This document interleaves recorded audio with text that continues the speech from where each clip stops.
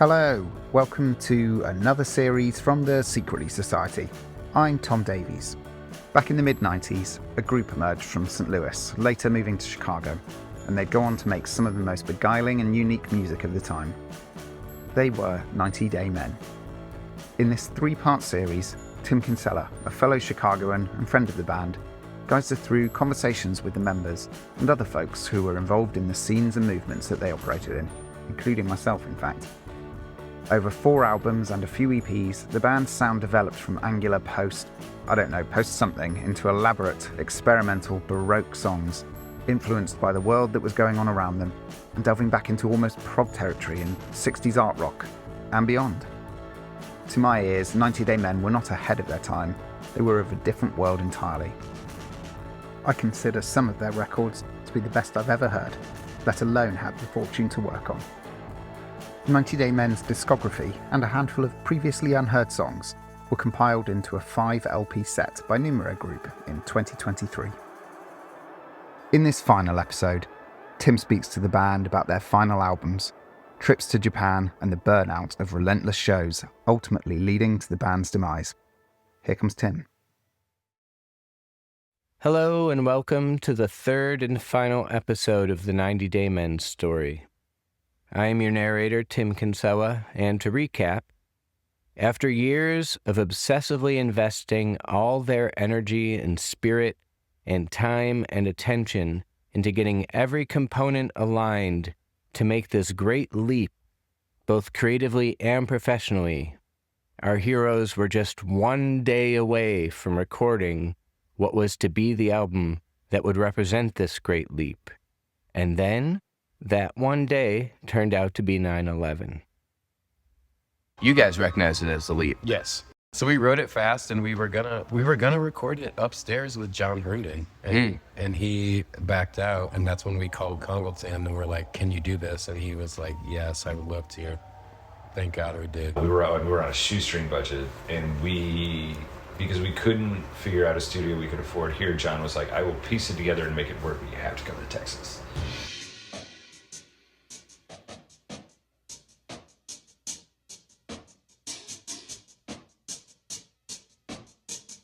Was mid-90s, probably like 96, something like that.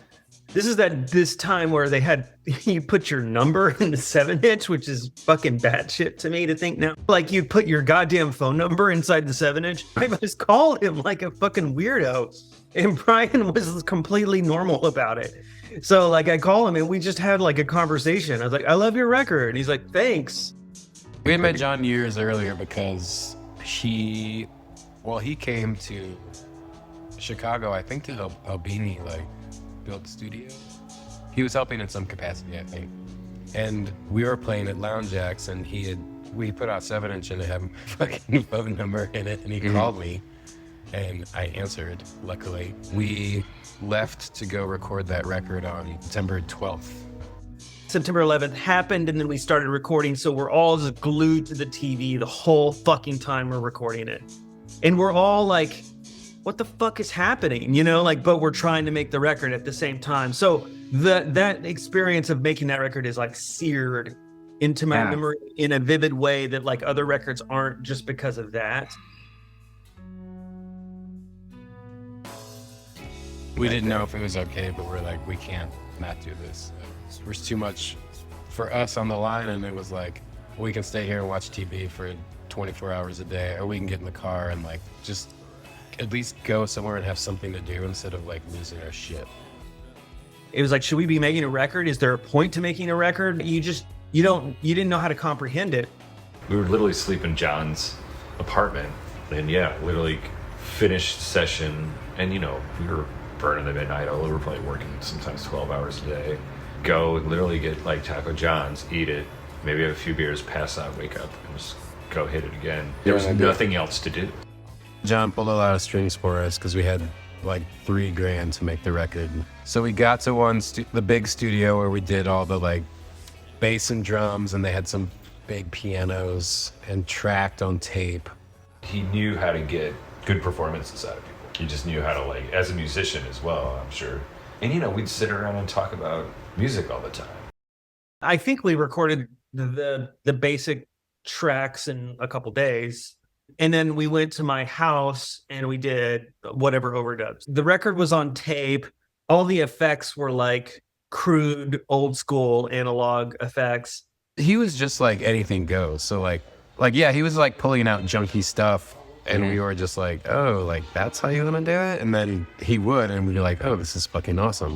And I definitely think that like this sort of strange nihilism that everyone was feeling at the time was like, fuck it, let's just make a strange record. It was definitely in the air.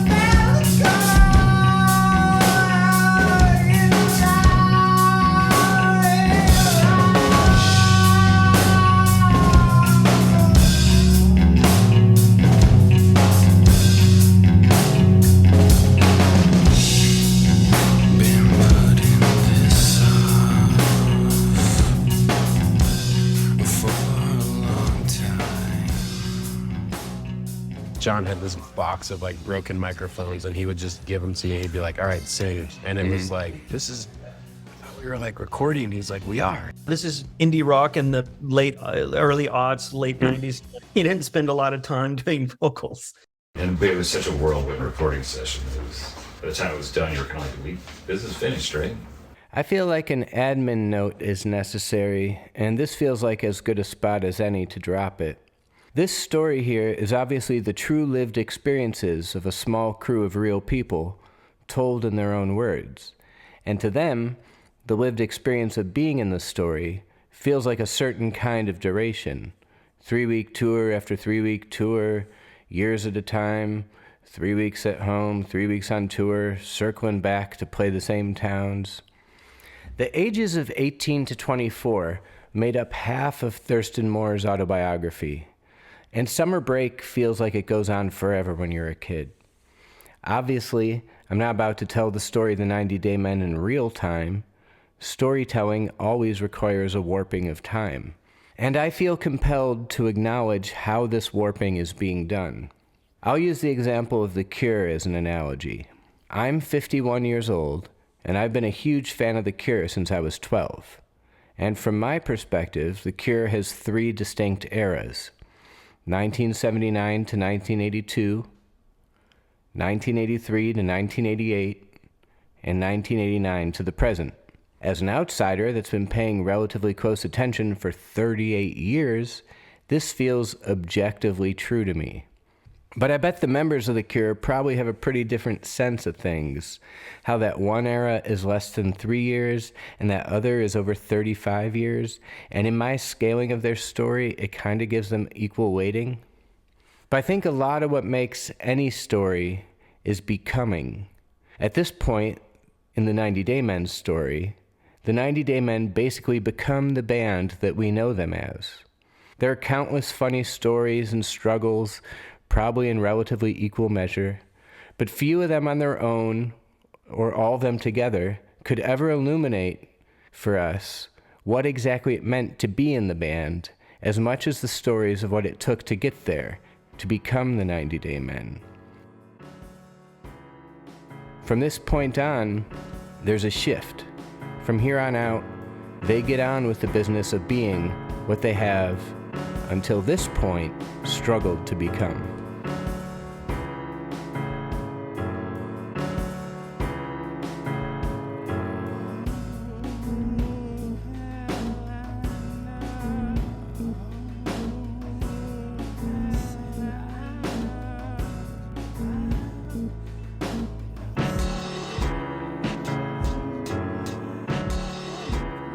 Well, after that, That was recorded in September and it came out in February. They hired some press people for different countries. There was like interviews happening all the time. Like the tour got turned in like an 8-week Europe tour. Things like turned up and we're like, oh shit, maybe this is like what we've been wanting.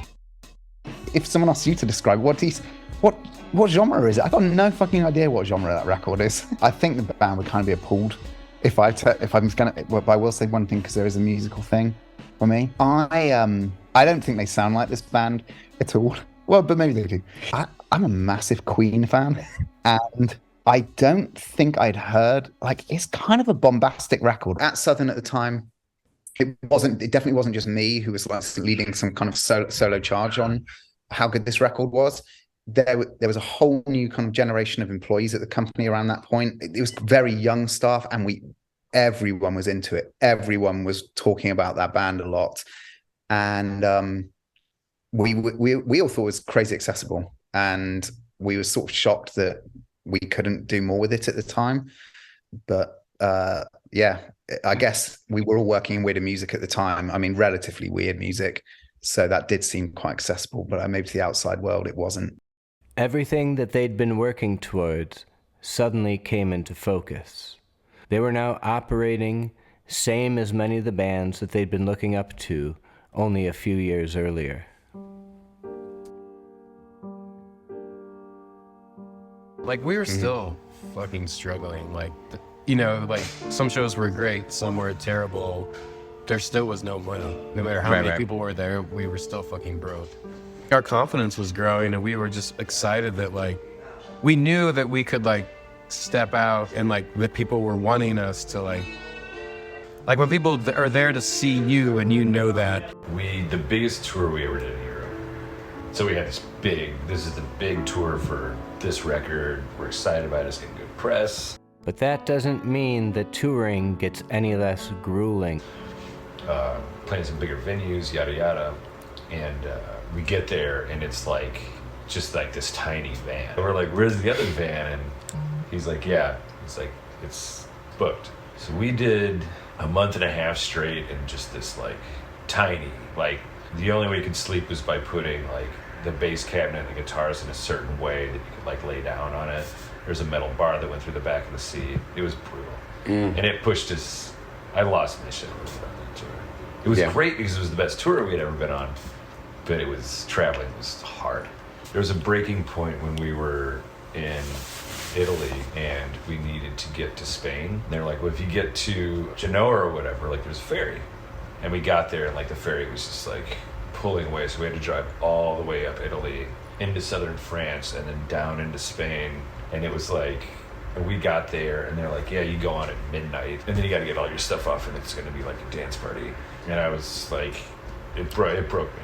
It's hard because the conditions were hard, but we were still really, I mean, there was never a point where we were not getting along. I always had this thing in my mind about making songs and recording records that the work was written, the work was recorded, but then when it was approached in a performance or any sort of a live engagement, those things would shift and move. And so we were always constantly in this state of not flux, but it was, these things sort of became a work in progress. We're just like playing big shows. Like some shows were selling out, like London sold out, and like, you know, there was big shows and all sorts of places, like unexpected places, and like people like the record was getting tons of press, and like it was just like, oh shit, maybe this is working now. But when they came over to do Everybody, you know, I sensed that they kind of knew that they'd made something super special, and I was the one who was repeatedly hammering it on the stereo. But there was a bunch of people in the office who were really into it, so there was a little bit of buzz around their London show actually when they came over to play on the To Everybody tour. But they played in this club, the Metro, right down on Oxford Street. It doesn't exist anymore. I don't know whether they turned up late. I don't know what was going on. The room wasn't great. But I gotta be honest with you, the show was a shocker. I couldn't say that they enjoyed it. It was bad. You know, just the sound was really bad, and for such a band that needed to have like a lot of clarity, it was just a mess.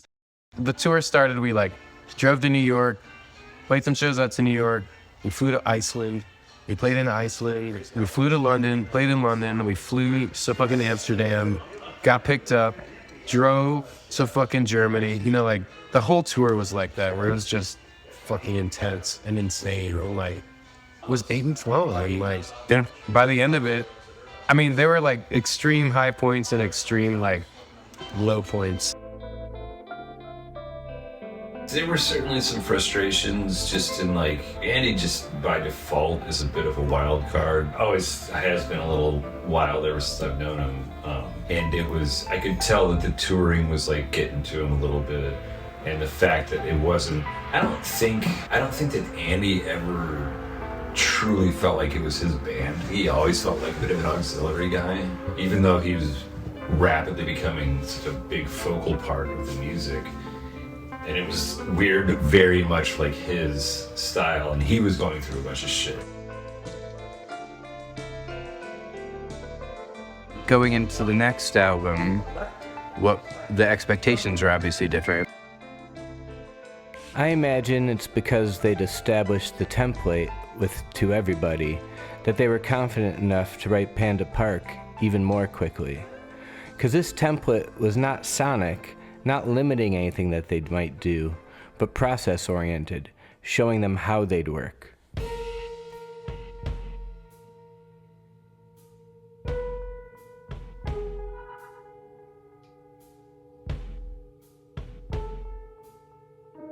There was a sense of urgency, and we're like, all right, we got one record left on this contract.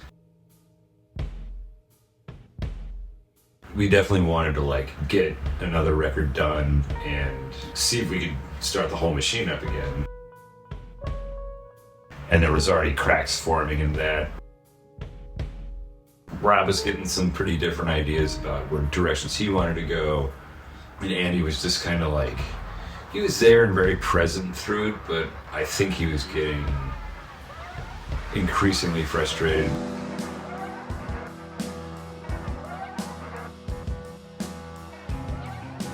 I think I was probably the most difficult in the group. We're writing Panda Park, and we're starting to get into some weird territory with writing. We weren't necessarily trying to just like get something out as quick as possible, but we did want to get something finished, and we had a rough deadline that we wanted to do that. And Andy's withdrawing. He's still very present in the writing process, but it's getting harder to write songs. But like Rob was kind of bringing some ideas that we, you know, Brian and I weren't like totally loving, and Andy necessarily wasn't loving. So there was some tension starting to happen, and we'd never talked about it, but it was there. I don't want to say I ended up being a contrarian, but I definitely think that I was leaning into things that were maybe a little more off the board, and was considering what it would look like to explore those things. And in a weird way, it's like all of us were sort of trying to go more minimal in a way, but just in very different ways.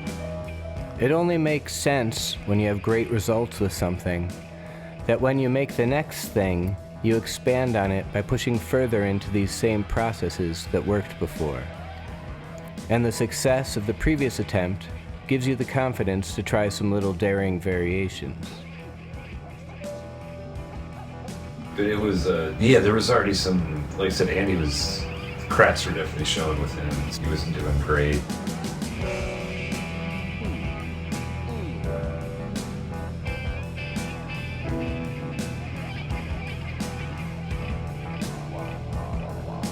The writing was a little more drawn out, but it wasn't like, we still like, the whole record was done in like a week, I think, you know? Like Recording. Yeah, like 3 days recording, 3 days mixing. Yeah, tracked it electrical, mixed it Soma. John was even here, we mastered like the day after the mixing was finished. There's a song on Panda Park, Chronological Disorder, that we had been writing it and everybody really liked it, but like, and Rob's like, I want to sing this one, the lyrics aren't ready. So we never even heard Rob sing it until we recorded it, and I think I fucking cried when he sang it.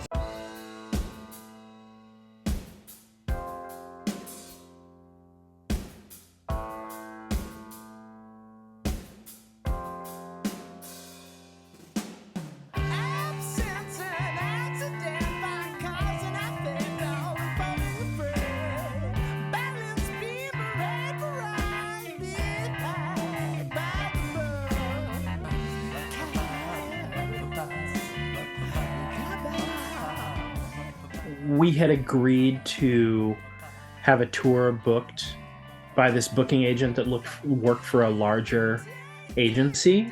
I was always the naysayer, as far as I liked working with individuals as representatives for the things that we did.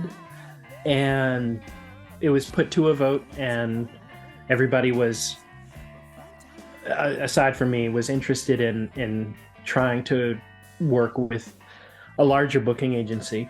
And the first thing we were doing was this big Europe tour, like another 5 or 6 week tour.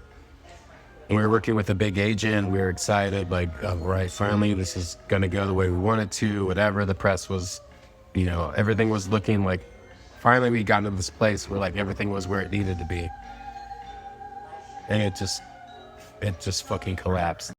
We basically had to miss 3 shows in Ireland due to the fact that we would have been in a financial straits getting from the UK to Ireland, and the booking agent had set up these shows in which we were not really getting paid much or anything at all. This is on the backs of his dealings with promoters in countries that we had worked with for years that had felt treated poorly, which was not okay with us. So we're like, maybe we should just go home. Like, if this is we're just losing money every day. We're staying with these kids who are so nice, and we were just at our wits' end, like arguing, and we just couldn't believe after all this that this is where we were again. And so it was definitely the most tense moment in the group's run, because we were sort of stuck. The Sprinter that we were in got broken into while we were in London. We were basically staying on couches with people because we didn't have the money to get a hotel.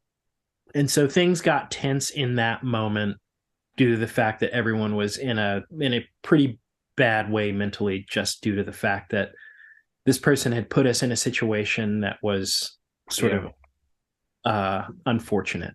So we had this, gets us up to this. This is the sad part of the story. So we were finishing that record, and we were starting to book another tour. We had booked a tour for the West Coast. That didn't happen, and then we got offered to do all of Europe with the Liars. Andy couldn't do it. Then we got offered to be main support in a full tour with the Mars Volta in Europe. Couldn't do it. And that was just like devastating. And that's when I knew, I was like, this is done. Brian knew it too. We had a lot of talks about it. We had this week off in London, so we went to the office and we were like, we need to talk to the main woman who was running the label there. And she was avoiding us. And she was saying that she wasn't there. And we knew she was there because her car was there. And somebody gave us paperwork that had different numbers that like we were told for like sales and stuff, and like all these things it was just like all this shit just kept like, there's a week off, we're getting these different numbers. This woman who's supposed to be helping us is avoiding us. I mean, we actually like, we're waiting in this office for her to come talk to us. And somehow we go outside to like smoke, and we see her like get in her car and drive away. Like, it was fucking insane. So outside of like, we're losing all this money, we're also just like, we're crushed. Like, I can't believe, why are we doing this? Like, who's helping who? What's happening? Like, why is this going on? the booking agent was like, worked for some big company, and it was just like, you don't have to pay me. Like, I totally fucked up. So finally, that week ended, and we were driving to Ireland to like play these 2 shows. We were actually opening for the Killers before they were big. You know, we're playing like 1,000-person places or whatever.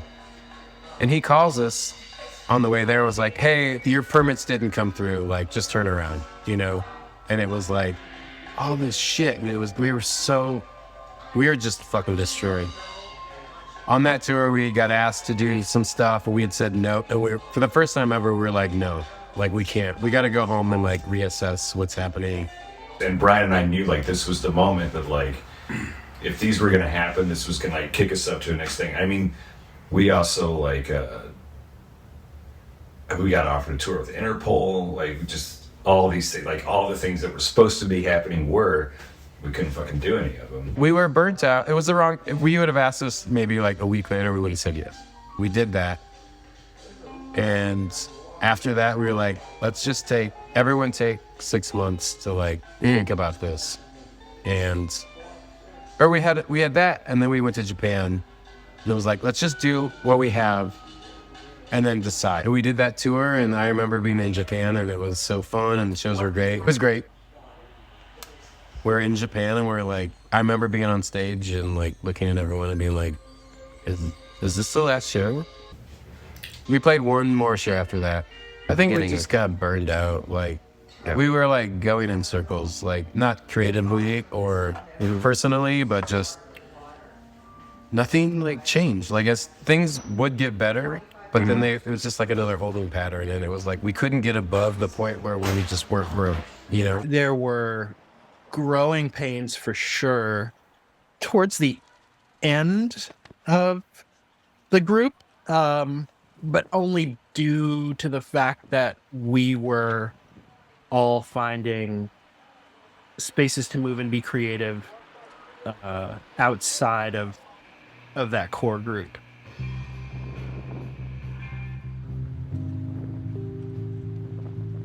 But like so many things that seem so solid that we come to take them for granted, like a long-term couple that everyone swears they always seemed so happy, the ending felt sudden to everyone when it hit.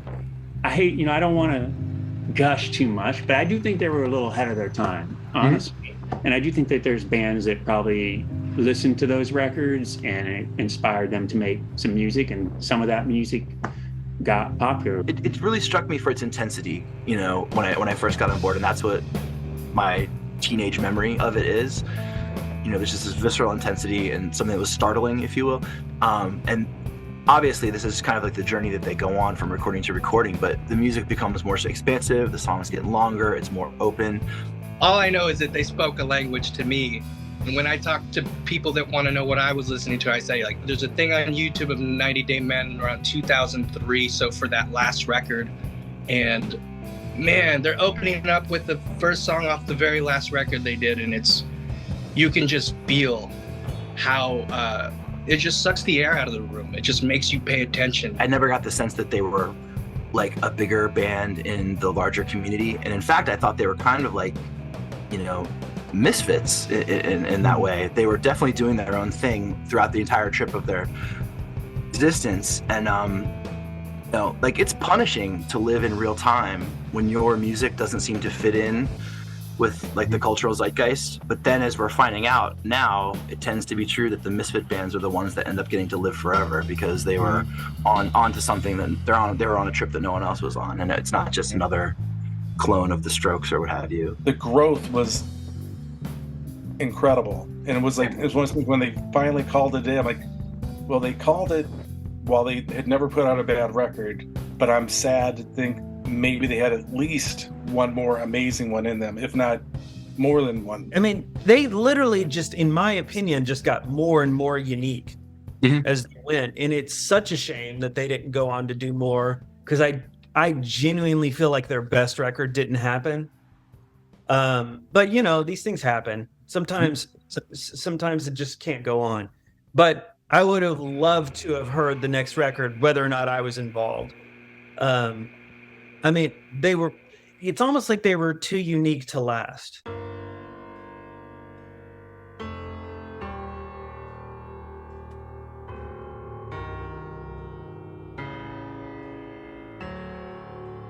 A huge part of it really is like how like close all of us were with each other.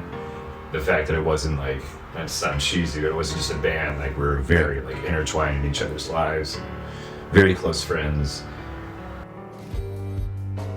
I'm happy to have inhabited the space when I did. I think that the larger machine at hand being whatever sort of industry we were a part of, which, you know, tends to eat itself. I think all the way through, I feel like I adhered to the way in which I felt was necessary for me to exist in the world. And so I couldn't say that I necessarily have any regrets in that regard. That's like the crux of what made me the person I am now. I've never gotten to experience anything like that before, and being able to play with those guys and sort of like having that synergy happen. Obviously, you'd know it if the 90 Day Men were the biggest band in the world. And you'd know it if you'd never heard of them before.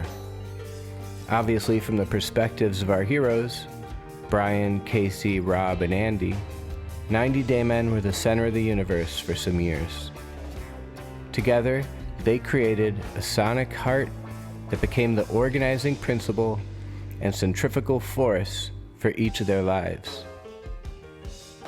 It was 100% completely unique and specific to them, and it was also 100% completely representative of an empowerment that many people could feel back then. The musical underground that birthed them wasn't perfect in its inclusivity or its realization, but it was incredibly powerful. If you could organize your friends, and together you could negotiate what you felt to be deeply true, politically and spiritually and socially, and you could balance that with what felt stylistically meaningful, and together you could all figure out how to transmit this expressively in a way that didn't embarrass any of you or the audience, you found the secret formula. Together, some approximation of meaning could be assembled, and you received the secret invitation, however tiring and uncomfortable it may prove to be, to see the world.